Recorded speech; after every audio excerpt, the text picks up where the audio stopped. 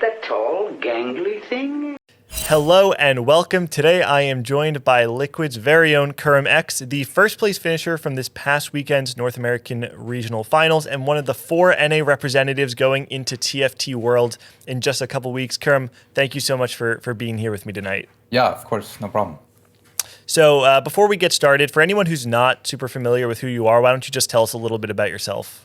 Sure. My name is KurumX. My name is Alex in real life, but I go by KurumX online. I started streaming TFT back in Set 1. I played even back when like PBE first came out, before there was any ranked or anything. I've always been like near the top of the ladder ever since the game came out, and been playing like pretty much like every day since. So, yeah, I peaked rank 1 and 2 in Set 1, and just been trying to get better and better like ever since then. Just trying to become the best player in the world. So, yeah. Very nice. Yeah, and like you said, you are one of the veterans, the true veterans of the TFT community. But despite that, going into this past weekend, a lot of people actually had you pegged as one of the underdogs, not necessarily one of the favorites to win the event. Why do you think that was? Yeah, I mean, as TFT has evolved, like, I think the game's been out like over a year now. As the game's like evolves more, I mean, there's like, players get better and better, and there's always like new players coming up on the scene. In Set 4, there's like all these players you never heard about: Spencer, Nubal, DQA, like, all these players that are like they're younger kids, like they're really cracked at the game, and like Set 4 was like the biggest like struggle that like I've ever like had of a set before. Like I've never struggled as hard as I did in Set 4. So it was more a narrative of like, oh, like KurumX, like he was like hard stuck 1K LP in Set 4, like he can't keep up with like these new up and coming Zoomers and stuff. So that was like the narrative going in, but I'm happy I was able to prove people wrong. So. Did you have a different type of preparation going into the tournament than how you had played the rest of the set? I mean, I think that the main difference of like how I play 4.5 compared to Set 4 is like in Set 4, like I didn't have any confidence in my own gameplay, so I was constantly watching other people, like trying to like imitate their play styles and stuff, like trying to figure out what I'm doing wrong, and like, oh, maybe if I do this instead, like it'll be better. Maybe if I do this instead, But then in 4.5, like I don't know, it just clicked for me, and it was just like just be confident in your own play, and like it's fine to watch other people play the game. It's fine to take things from watching them, but it's really important to like incorporate like your own style, and what that means is like just like don't second guess yourself, and just like believe in the way that you think is the correct way to play the game, and that's really what clicked for me in Set 4.5, and that's really what I think has been helping me a lot. Now let's talk about that final lobby of regionals. Sure. So did you actually feel like going into that final day you were one of the 4 strongest players in the lobby?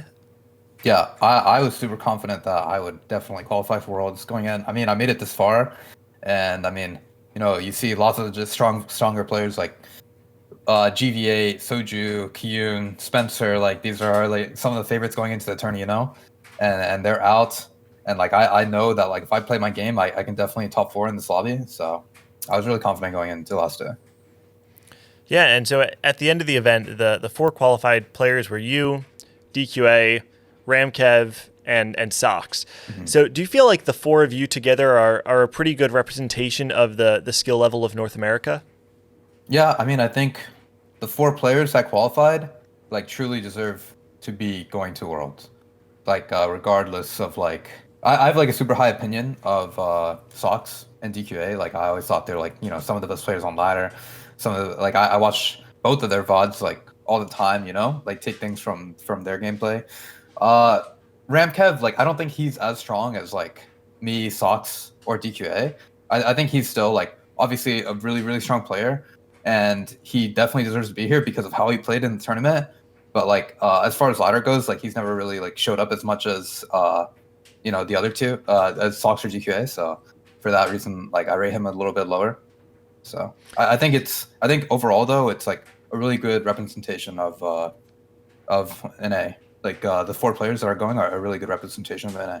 So last week, I had Doa on the show, and one of the things he talked about is all the different play styles in the North American scene. So we saw someone like Mismatched Socks, who's known for like this super flexible, big brain, always puts a board together no matter what he hits kind of style. And we have players like DQA who are more, if he can play Kale, he's going to play Kale. So we have some one tricks, we've got some flexible play.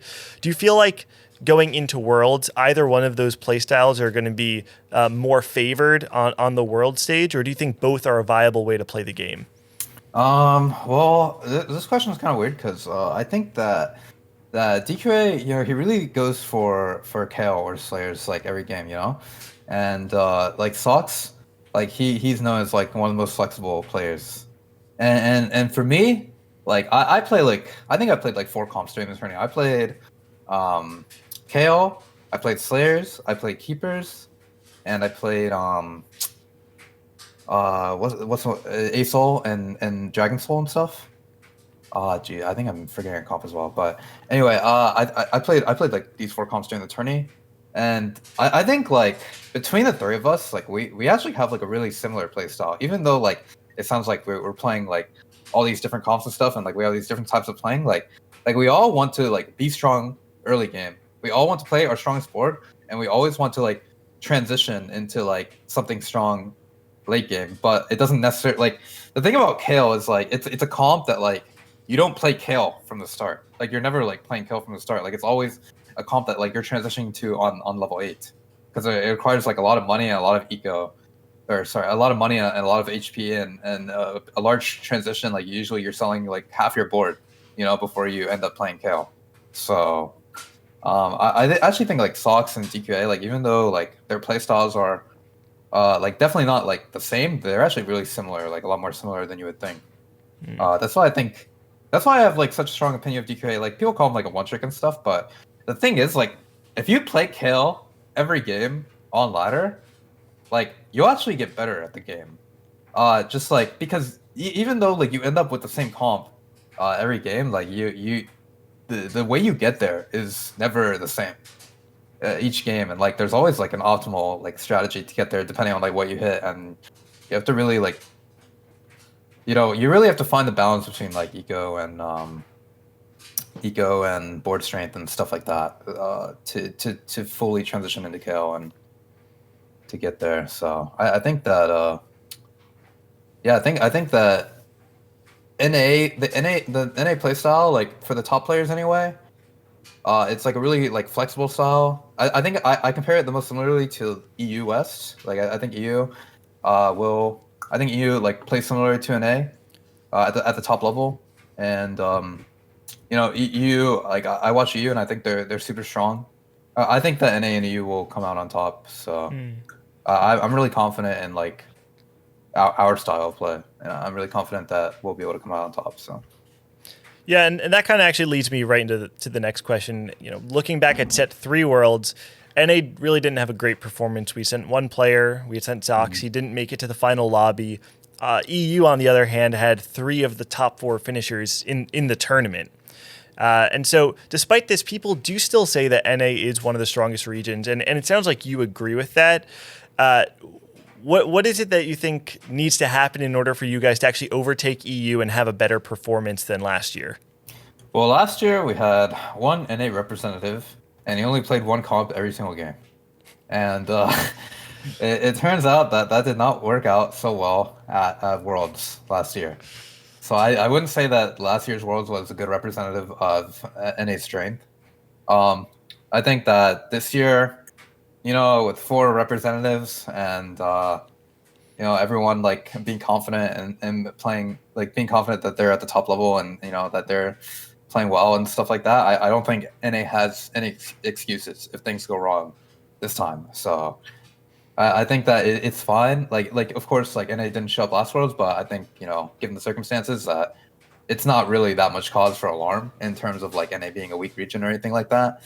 I do like if NA can't show up this Worlds though, like then maybe that's maybe that's definitely some cause for alarm. So I think that this time NA has definitely has a lot to prove.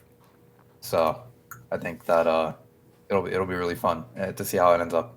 Yep. Yeah, I'm excited to see kind of how all 4 players do. And talking about those players, this past weekend, the 3 other players that qualified were your competition.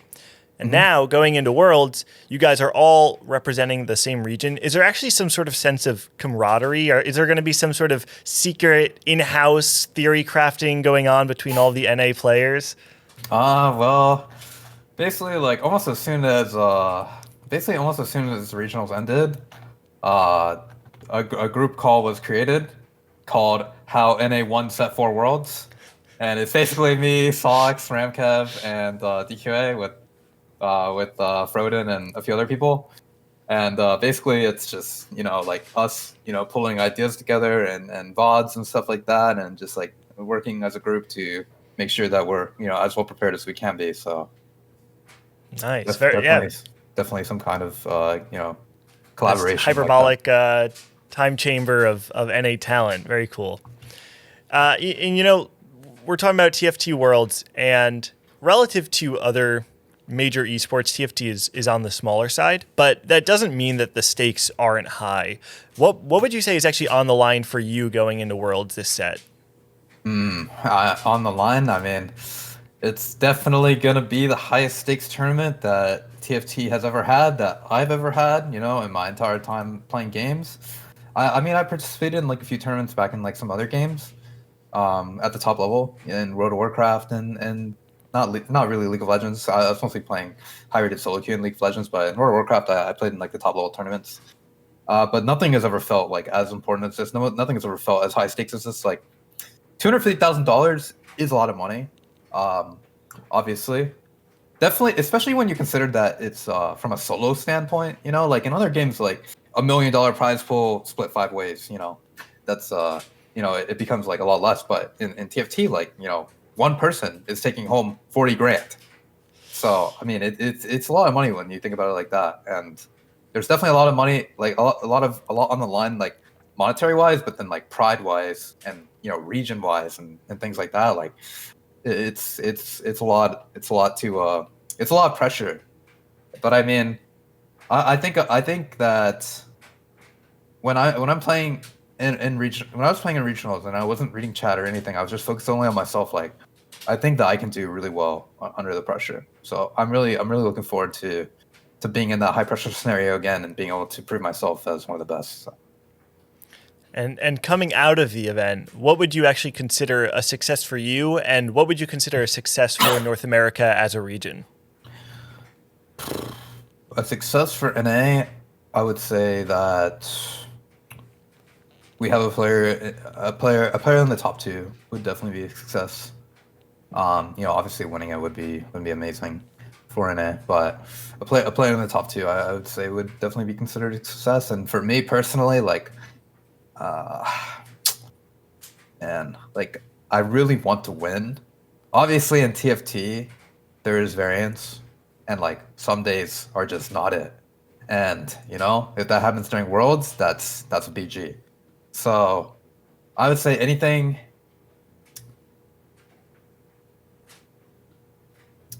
For me personally, I would consider anything above top 3 to be like a huge success. Yep. I think that makes a lot of sense. And that's actually, those are all the questions I have for you. But Kurum, thank you so much for being here. I mean, I'm rooting for you. All of North America's rooting for you. You guys obviously have a lot of pressure, but you also have a huge fan base behind you. All these people who believe in you guys and really want to see you guys make North America proud. Is there anything you want to shout out before we get going? Shout out to all the people that never stop believing in me. Thank you so much. Because like, it definitely, I've been through like a lot of rough patches, and there's no way I could get this far without you. Shout out to TL, for not, firing me when I didn't have the best set 4 ever. I'm glad I could bring it back for 4.5, and I'm glad that my efforts paid off to get here. And yeah, I think that's it. Awesome, man. Well, again, thank you so much for being here. For those of you who are watching, thank you so much for getting through this interview. We've got much more coming down the pipeline. For more TFT coverage, guides, and other types of content, make sure to like and subscribe, and I'll see you guys next time.